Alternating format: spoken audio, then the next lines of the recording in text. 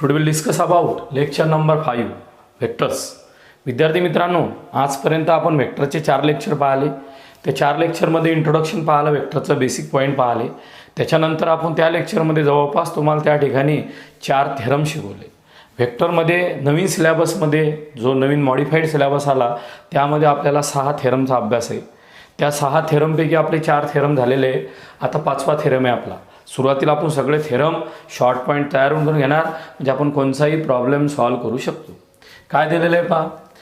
Late A of A and B of B the any 2 points in the space and R of vector R B the point on the line segment A B dividing internally in the ratio m is to n, then prove that vector r is equal to m times b plus n times a upon m plus n. बऱ्याचशा एक्झाममध्ये हे theorem तुम्हाला विचारलेले आहेत. पहिले 4 थेरमसुद्धा आणि हे 2 एकदम महत्त्वाचे आणि सोपे थेरम आहे. दररोज तुम्ही रीडिंग करायचं असते, म्हणजे त्यावेळेस तुम्हाला जमेल. पहिले 4 पैकी दुसरा, तिसरा, चौथा तिन्ही थेरम डायग्रामवर डिपेंड आहे. पहिला थेरम कोलिनियरचा आहे. तुमचा जो चौथा थेरम आहे त्यामध्येच तिघायचं ॲप्लिकेशन आपण घेतलेलं आहे. आता आपल्याला सेक्शन फॉर्म्युला प्रूव्ह करायचा आहे. सेक्शन फॉर्म्युलेचे 2 प्रकार असतात, इंटरनल डिव्हिजन आणि एक्सटर्नल डिव्हिजन. जनरल बेसिक पॉईंटमध्ये जर आपण असं म्हटलं, समजा हे आप ए पॉईंट आहे, हा बी पॉईंट आहे, या दोघांच्या मधात जर एखादा पॉईंट असेल त्यावेळेस those point dividing the segment internally in the ratio m is to n. आता समजा हा एक पॉईंट दिला आणि हा एक पॉईंट दिला आणि या दोघांच्या बाहेर एखादा पॉईंट असेल त्याला एक्सटर्नल डिव्हिजन असं म्हणतो आपण. आपण प्रॅक्टिकल एक्झाम ज्यावेळेस करतो त्यावेळेस 10वीमध्ये किंवा 12वीमध्ये आपल्या शाळेचे जे टीचर्स असतात त्याला आपण इंटरनल म्हणतो आणि बाहेरचे जे आलेले असतात त्याला एक्सटर्नल म्हणतो. बस तोच सिस्टेम आहे, फक्त इथं मॅथमध्ये येणार आहे internal division and external division. A बीच्या मधात जर एखादा पॉईंट डिवाईड करत असेल त्याला इंटरनल डिव्हिजन म्हणतात. ए बीच्या बाहेर एखादा पॉईंट असेल त्याला एक्सटर्नल डिव्हिजन असं म्हणतात. डायग्राममध्ये जर सांगितलं तुम्हाला, समजा हा स्पेस आहे, मग या स्पेसमध्ये ए एक पॉईंट घेतला, तुम्ही बी एक पॉईंट घेतला आणि या ए बीला डिवाईड केलं आरनं. ए बीला डिवाईड कसं केलं? आरनं. Internally in the ratio m is to n. Internally in the ratio m is to n. मग त्यावेळेस या आरचे coordinate mb plus n upon m plus n असतात. हे प्रूव्ह करायचं. आता हे प्रूव्ह करण्यासाठी आपल्याला हे 2 डायमेन्शनल झालं, स्पेसमध्ये दाखवायचं. मग स्पेसमध्ये दाखवताना आपण या ठिकाणी एक ओरिजिन कन्सिडर केला, ओपासून हा ए जॉईन केला, डायरेक्शन चेक करा. बी जॉईन केला, डायरेक्शन चेक करा ओपासून, आणि आर जॉईन केला. आणि आता आपल्याला दिलेला थेरम प्रूव्ह करायचा आहे. म्हणजे आर व्हेक्टर जर मी इथं दाखवला असता तर प्लेन म्हणतात, तोच आर व्हेक्टर इथं दाखवला असेल त्यालाच मी स्पेस असं म्हणतो. म्हणजे या ठिकाणी मला काय करायचं, या आरचे कोऑर्डिनेट एम बी plus n upon M plus n येतात, ते प्रूव्ह करायचं. मी ए आणि बी असे 2 पॉईंट घेतले, याच्या मधात 2 पॉईंटला आरनं डिवाईड्स केलं in the ratio m is to n. त्यावेळेस त्याचे येणारे कोऑर्डिनेट हे येतात. हे मला प्रूव्ह करायचं. कसं प्रूव्ह करणार पहा. Let A of vector A and B of vector B be any 2 points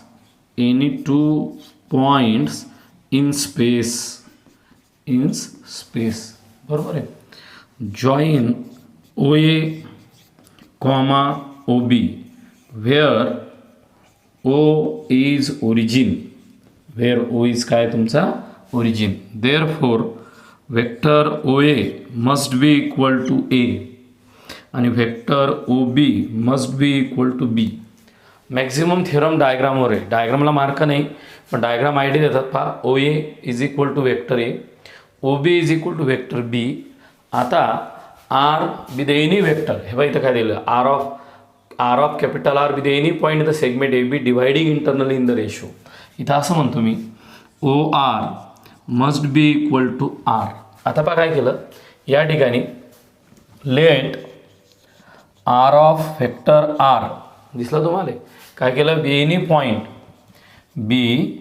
any point प्रश्नातच उत्तर दिलेलं आहे. Any point on the line segment कसं A B, line segment A B dividing line segment A B dividing internally in the ratio m:n. पहा मित्रांनो काय म्हटलं, सरळ सरळ डायग्राम काढली, डायग्राममध्ये डिस्कशन केलं, ओ ए बरोबर ए, ओ बी बरोबर बी, ओ आर बरोबर आर. या आर पॉईंटने ए बीला डिवाइड्स केलं. कसं डिवाइड्स केलं? इंटरनली, म्हणून दोघांच्या मधात घेतला. तो मिड पॉईंट नाही आहे, इंटरनली केलं. कुठे आपल्याला माहीत नाही, कुठंतरी प्रेझेंट आहे. तो रेशो होता m:n. तो m:1 हा 1:2 आहे का 2:3 आहे का 5:7 आहे हे आपल्याला माहीत नाही आहे. मग त्यावेळेस आपण काय केलं? Divides internally in the ratio m:n. Divide is internally in the ratio m:n. याचा अर्थ काय असतो पहा, here therefore A R B as, बरोबर आहे, सेम लाईन. इंटरनली हे म्हणजे ए आर बी सेम लाईनवर आहे, आणि या ठिकाणी A R and R B, बरोबर आहे, हॅविंग सेम डायरेक्शन. झालं मित्रांनो. पहा या ठिकाणी A R B as the same line, एकाच लाईनवर दिसून बी राहिला आपल्याला. पण डायग्रामला मार्क नसल्यामुळे काही मुलं काढता, काही काढत नाही, पाठांतराच्या भरोश्यावर लिहितात. आपण डायग्राम काढली तर एक्झॅक्ट लिहू शकतो. पहा ए आर बी एका लाईनवर प्रेझेंट आहे, ए आर आणि आर बीची डायरेक्शनसुद्धा सेम आहे, आपण असं म्हणतो. देअरफॉर याचा अर्थ काय येतो पहा, A R upon R B must be equal to m/n. पहा जनरल मॅथमॅटिक्स जर आपण अप्लाय केलं तर आपल्याला असा विचार येतो, A R upon R B must be equal to mn. ऑल्सो आपण असंही लिहू शकतो या ठिकाणी n टाइम्स ए आर बरोबर m times R B.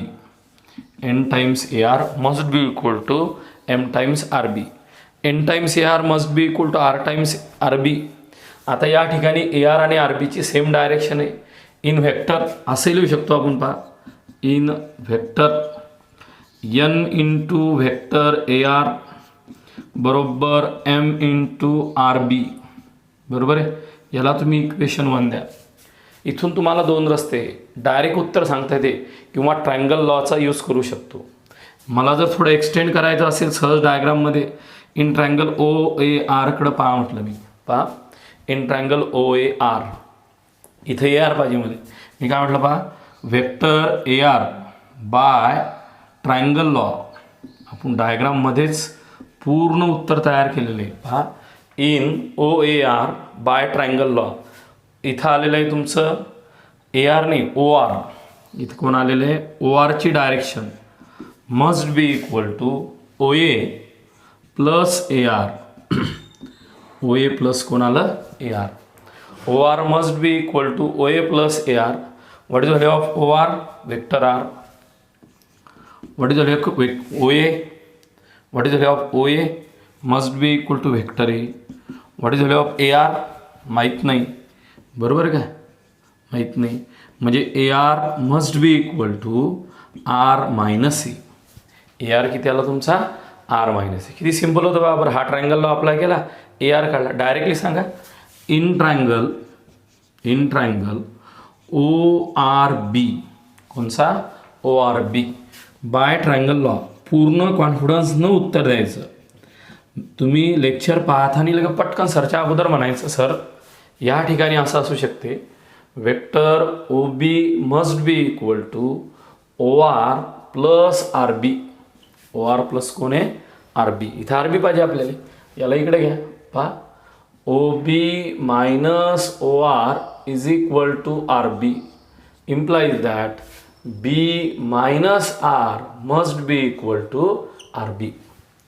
b minus r must be equal to rb. म्हणजे आपल्याला इक्वेशन 1 मधला ए आर माहीत झाला, इक्वेशन 1 मधला आर बी माहीत झाला. देअरफॉर इक्वेशन 1 आपल्याला कुठंच पाठांतर करण्याची गरज पडली नाही पाहिजे. आपल्याला डायग्रामवर थेरम तयार करता आला पाहिजे. पहा n into R minus A is equal to m into B minus R. Multiply करा n R minus n times vector A is equal to m times vector B minus M R. R R जवळ आणा, आरला जवळ, याला transfer. M R plus n R is equal to m times B plus n times A R common काढला M plus N must be equal to M B plus N A. M B plus काय आलं N ए.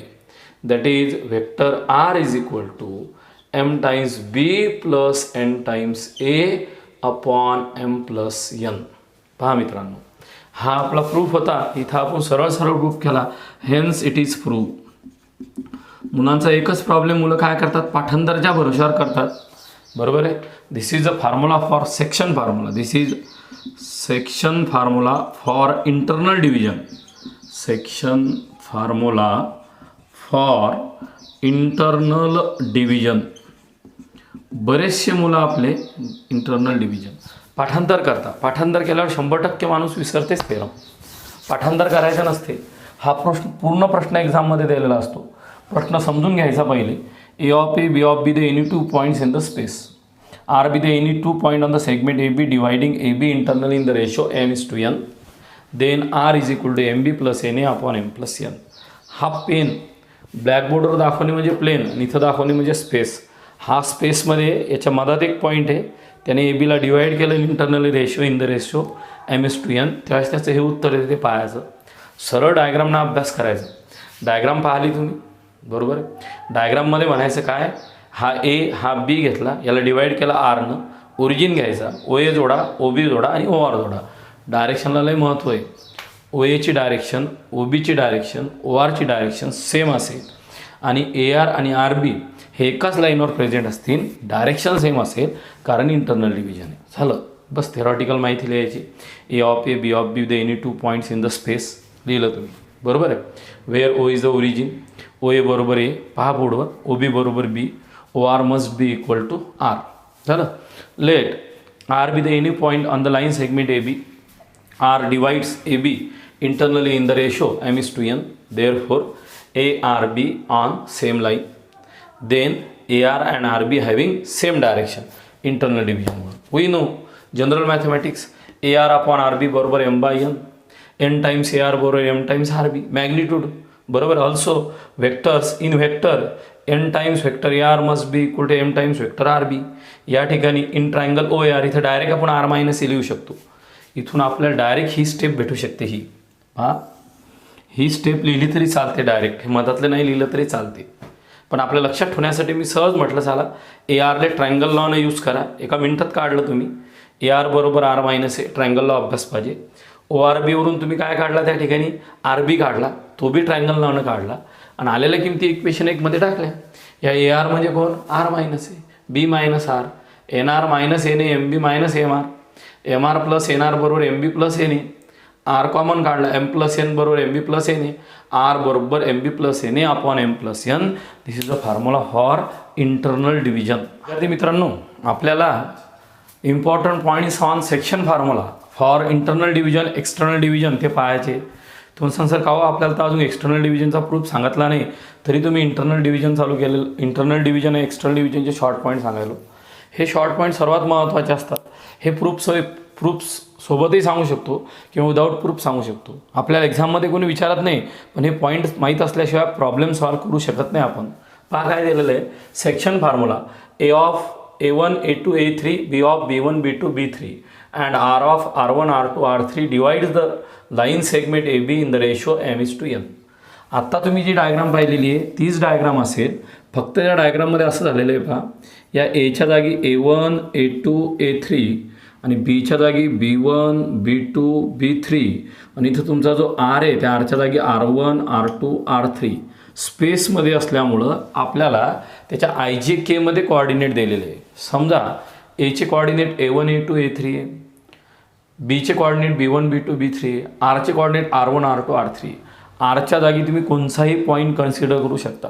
पुस्तकात R घेतलेला आहे, आपण C घेऊ शकतो. कधी कधी ते थेरम बदलण्यासाठी आरच्या ऐवजी सी टाकतात आणि मुलं नेमकं तीच गलती करतात. त्या ठिकाणी ते पाहून लिहिल्यासारखं असं वाटते आणि त्या ठिकाणी तुझे मार्क जाऊ शकतात. किंवा आपल्याला पेपरमध्ये कन्सिडर करणं पडेल, suppose R must be equal to C, त्याच्यामुळे आरच्या जागी सी पण येऊ शकतो. ही गोष्ट लक्षात ठेवा. मग आता या ठिकाणी हा जो आर आय असतो, आर आय म्हणजे काय तुमचा, आर आय म्हणजे कोणचा असेल तुमचा एक तर एक्स ॲक्सिसच्या रिलेटेड किंवा वायच्या रिलेटेड किंवा झेडच्या रिलेटेड. त्याचे कोऑर्डिनेट कसे असतात पहा. वेक्टर आर आय बरोबर M B I plus N I upon M plus N. General formula काय आहे, M B plus N A upon M plus N. हेच तर लिहिलं सर ना. फक्त या ठिकाणी काय आलं, M B I plus N A I. हे बा इथं B I N A I upon M plus N. मग आय कोण आहे, 1 2 3. 1 कोणाचे रिलेटेड आहे, A1 B1 R1. 2 कोणाचे रिलेटेड आहे, A2 B2 R2. 3 कोणाचे रिलेटेड आहे, A3 B3 R3. हे विद्यार्थी मित्रांना समजलंच पाहिजे. आपल्याला समजा आयच्या रिलेटेड, जेच्या रिलेटेड, केच्या रिलेटेड पॉईंट करायचा असेल तिथं आर आय बरोबर M B I plus N A I upon M plus N. इथं जर समजा R2 लिहिलं तर ते ॲक्च्युअल कोणाचे रिलेटेड आहे, जेच्या. पण R2 लिहिल्यावर M B two I plus N A two I upon M plus N. 2 related to J coordinate, 3 related to the K coordinate. असे तुम्ही त्याचे कॉर्डिनेट त्या ठिकाणी काढू शकतात. असा तो पॉईंट आहे. कॉर्डिनेट काढायचे टेक्निक पहिलं इन जनरल होतं, आता कॉर्डिनेट काढले. म्हणजे या दोघांपैकी एकाचे कॉर्डिनेट आपल्याला डिटरमाइन करणं पडतात किंवा त्यांचा रेशो तयार करणं पडतो. आता बोर्डवर दुसरा पॉईंट पहा, मिड पॉईंट फॉर्म्युला. तुमचा मिड पॉईंट फॉर्म्युला पाठ आहे. मिड पॉईंट फॉर्म्युलामध्ये जर तुम्हाला ए बी आणि ए बीच्या मधात एन दिलेला असेल तर पटकन तुम्ही म्हणतात ए बीच्या मधात जर तुमचा समजा सी असेल, सी बरोबर A plus B by 2. This is a midpoint formula. फक्त कधीच तुम्ही कोणा शिक्षकाला विचारत नाही की सर आला कसा आला पहा. या ठिकाणी A of A, B of B, end point of segment A B आणि R of R is a midpoint. R of R is a mid point. म्हणजे इथं यम असेल, इथं एन असेल. बरोबर आहे. आता इथं असं लिहितो मी, R is midpoint. R is midpoint of A B. R is a midpoint of A B. Therefore A R must be equal to R B. That is M must be equal to N. M must be equal to N by internal division. कोणचं division, internal division.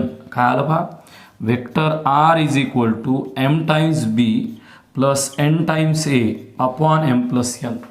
आता तुम्हाला काय करायचं होतं, या आरचे coordinate सांगायचे internal डिव्हिजननं. ए बीच्या मधात आर आहे, मिड पॉईंट आहे म्हणजे मधात आहे. मग internal division M B plus N A upon M plus N आहे. बट आर इज अ कोण आहे तुमचा मिड पॉईंट, म्हणजे M must be equal to कोण आहे, एन.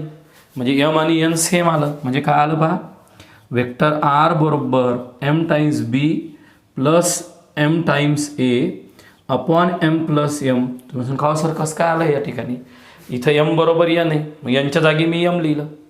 इथं बी एम आहे, यांच्या जागी एम लिहिलं. किंवा यांच्या जागी काही लिहा एम, किंवा एमच्या जागी एन लिहा. इन टर्म्स ऑफ एन घ्या की एम घ्या, आम्हाला प्रॉब्लेम नाही. यांच्या जागी एम एम लिहिलं, एम कॉमन काढलं. इथं आलं B plus A upon twice M. एमला M cancel. that is r is equal to a plus b by 2 or b plus a by 2. This is midpoint formula. This is midpoint formula. हा तुमचा midpoint formula develop झाला. जर ए बीचा mid point R असेल त्या आरची येणारी किंमत तुमची काय येईल माहिती आहे का, M B plus N A upon M plus N. But M must be equal to N. यांच्या जागी एम एम लिहिलं तर ट्वाईस एम कॉमन काढा into A plus B by 2. A plus B upon twice M. एमला M cancel करा. That is A plus B by 2. This is a required answer. बरोबर. आता या ठिकाणी तुम्हाला दुसरा एक पॉईंट दिलेला आहे, जरा ऑब्झर्व करा शांततेत. समजा इथं तुम्हाला असं दिलेलं आहे, हा पॉईंट ए आहे, हा पॉईंट बी आहे, आणि याच्या मधात तुमचा आर पॉईंट दिलेला असेल तर त्याला आपण इंटरनल डिव्हिजन असं म्हणतो. मग कधी कधी आपल्याला काय करायचं असते, suppose A and B are the 2 points of segment A B, then R divides A B. Internally externally दिलेलं नसते. मग अशा वेळेस काय करायचं, किंवा आपल्याला रेशो काढायचा असेल, एम एस टू एन जो दिलेला आहे ना, त्या एम एस टू एनचा आपल्याला रेशो काढायचा. एचे कॉर्डिनेट दिलेले असतात, बीचे कॉर्डिनेट दिलेले असतात आणि आरचे कॉर्डिनेट दिलेले असतात. तुम्हाला तो म्हणतो रेशो डिटरमाइन करा. ज्यावेळेस आपल्याला ए बीचा रेशो डिटरमाइन करायचा असतो, तो इंटरनल डिव्हिजन असो का एक्सटर्नल डिव्हिजन असो, तर ऑलवेज घ्यायचा k:1. जसं इथं आला m:n हा रेशो आलता. इकडे पहा या डायग्राममध्ये m:n हा रेशो आलता. तसा तुम्हाला अननोन रेशो डिटरमाइन करायचा असेल तर तो रेशो ऑलवेज घ्यायचा k:1. किती घ्यायचा तुम्हाला, K:1. आता रेशो जर तुम्ही K:1 घेतलेला असेल, आता काय करायचं पहा, जर Kची व्हॅल्यू पॉझिटिव्ह आलेली असेल तर इंटरनल डिव्हिजनचा फॉर्म्युला तयार होतो, आणि Kची व्हॅल्यू जर निगेटिव्ह आलेली असेल तर एक्सटर्नल डिव्हिजन तयार होतो. सरळ सरळ पहा, तुम्हाला AB मधला M:1 चा रेशो काढायचा. तो रेशो काढण्यासाठी ऑलवेज K:1 घ्यायचा. जर K:1 काढताना Kची किंमत पॉझिटिव्ह आलेली असेल तर इंटरनल डिव्हिजन, निगेटिव्ह आलेली असेल तर एक्सटर्नल डिव्हिजन. पहा, whenever the ratio in which R divides the join of 2 points AB required, it is convenient to take the ratio K:1. म्हणजे ABला जर डिवाइड्स केलेलं असेल Rनं, ते इंटरनल का एक्सटर्नल असो, ते तुम्हाला काढायचं असेल तर काय घ्यायचं तुम्हाला ऑलवेज K:1. हां, K:1 मध्ये काय असेल पहा, R is equal to KB plus 1 times A upon K+1. म्हणजे या डायग्राममध्ये तुम्ही असं केलं, हा तुमचा A ऑफ A, हा B ऑफ B आहे, आणि हा तुमचा R डिटरमाइन करायचा, तर तुम्ही तो K:1 घेतला. K:1 मग Rचे कॉर्डिनेट काय, MB plus NA upon M+N, KB plus 1 times A upon K+1. हा झाला इंटरनल डिव्हिजन. आता याच ठिकाणी मला जर एक्सटर्नल डिव्हिजन करायचं असेल तर इथं काय असेल, K times B minus 1 times A upon K-1. म्हणजे आपलं एक्सटर्नल डिव्हिजन जर असेल तर आपल्याला त्या ठिकाणी निगेटिव्ह टर्म घेणं पडन, इंटरनल डिव्हिजन असेल तर आपल्याला पॉझिटिव्ह टर्म घेणं पडन. एवढा फरक तुम्हाला समजून घ्यायचा. किंवा दुसऱ्या भाषेमध्ये K जर पॉझिटिव्ह आला तर इंटरनल डिव्हिजन, K जर निगेटिव्ह आला तर एक्सटर्नल डिव्हिजन. इथला शॉर्ट पॉईंट. त्याच्यानंतर पहा, इन ट्रायंगल ABC, हा जर ABC असेल, हा A, हा B, हा C, याचे 3 जर मीडियन काढले तुम्ही, मीडियन, आणि मीडियन जर तिन्ही ठिकाणी भेटलेलं असेल त्याला तुम्ही सेंट्रॉइड असं म्हणतात. काय म्हणता तुम्ही त्याला, सेंट्रॉइड G. तुम्हाला त्या सेंट्रॉइडचे कॉर्डिनेट शोधून काढायचे असतात, बरोबर आहे, by using section formula. A of A, B of B आणि C ऑफ C, आणि हा झाला तुमचा स्मॉल g. मग आता जर तुम्हाला इंटरनल डिव्हिजननं किंवा सेंट्रॉइडचे फॉर्म्युले काढायचे असतील तर AG हा तुमचा D आहे, हा मीडियन आहे तुमचा AD. तर G डिवाइड्स ऑलवेज पहा, AD is median, AD is median, then पहा बोर्डवर, G डिवाइड्स बरोबर AD in the ratio 2:1. In the ratio किती, 2:1. आपल्याला हा प्रूफ सांगायची गरज नाही आहे, पण समजा जीनं जर एडीला डिवाइड्स केलं इन द रेशो 2:1 मध्ये, तर त्यावेळेस त्याचा येणारा फॉर्म्युला म्हणजे सेक्शन फॉर्म्युल्यानं सेंट्रॉइडची किंमत किती आहे पहा, जी इज सेंट्रॉइड. याचा प्रूव्हही करू शकतो आपण, शॉर्टमध्ये सांगणार आहे. जी सेंट्रॉइड, देअरफॉर वेक्टर जी बरोबर A plus B plus C upon 3. आपल्याला हा प्रूफ इझिली देऊ शकतो आपण. समजा D जर मिड पॉईंट घेतलेला असेल तर D बरोबर B प्लस C/2 घ्यायचा. हा ADला Gनं डिवाइड केलं त्याचा रेशो 2:1 घ्यायचा.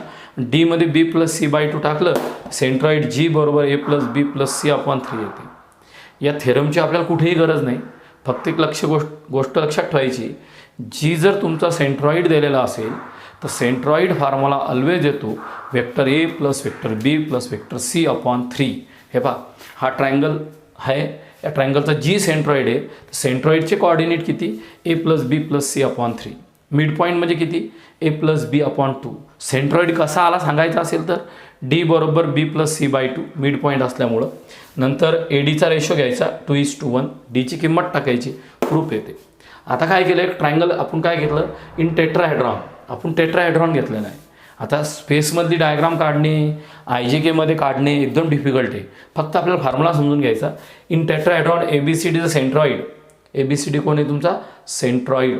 In tetrahedron ABCD centroid, in tetrahedron ABCD. समजा एक ABCD नावाचा आपण टेट्राहेड्रॉन घेतलेला असेल, त्या टेट्राहेड्रॉनचा सेंट्रॉइड हा G असेल. कोण असेल, G. मग G divide the line joining the vectors of tetrahedron to the centroid opposite to triangle in the ratio 3:1 is given by. हे प्रूफसाठी दिलेलं आहे. जर एक तुमचा टेट्राहेड्रॉन असेल 4 व्हर्टायसेसवाला, जी त्याचा सेंट्रॉइड असेल तर त्या सेंट्रॉइडचा फॉर्म्युला का असेल पहा, centroid G is equal to A plus B plus C plus D/4. A plus B plus C plus D/4. Without proof दिलेला आहे. इथंही प्रूफ तयार करू शकतो आपण, इथंही प्रूफ तयार करू शकतो, पण आपल्याला त्या प्रूफची गरज नाही. तुम्हाला या ठिकाणी 5 पॉईंट लक्षात ठेवायचे फास्टमध्ये. तुम्हाला एनी कोऑर्डिनेट जर काढायचा असेल इंटरनल किंवा एक्सटर्नल डिव्हिजनमध्ये, तर आर आय बरोबर M B plus N A upon M plus N. I कोण 1 2 3, 1 असेल तर आय, 2 असेल तर जे, 3 असेल तर के. संपलं. दुसरा पॉईंट, जर आर जर ए बीचा मिड पॉईंट असेल तर R is equal to A plus B by 2. ह्याला महत्त्वाचं आहे ना. हा जर मिड पॉईंट असेल तर R is equal to A plus B by 2 किंवा बी प्लस ए बाय 2, काही म्हणा, काही प्रॉब्लेम नाही आपल्याला. त्याच्यानंतर जर आपल्याला रेशो काढायचा असेल, इंटरनल किंवा एक्सटर्नल डिव्हिजनचा M:n काढायचा असेल, तो ऑलवेज घ्यायचा K:1. के जर पॉझिटिव्ह आला तर इंटरनल डिव्हिजन, के जर निगेटिव्ह आला तर एक्सटर्नल डिव्हिजन. हे इथं लिहून दिलेलं आहे सरनं.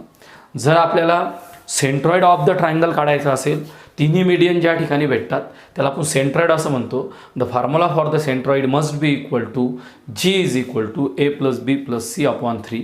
प्रूव्हही करू शकतात. जर टेट्राहेड्रॉन दिलेला असेल, त्याचा सेंट्रॉइड आपल्याला काढायचा असेल, this centroid must be equal to G is equal to vector A plus vector B plus vector C plus vector D upon 4.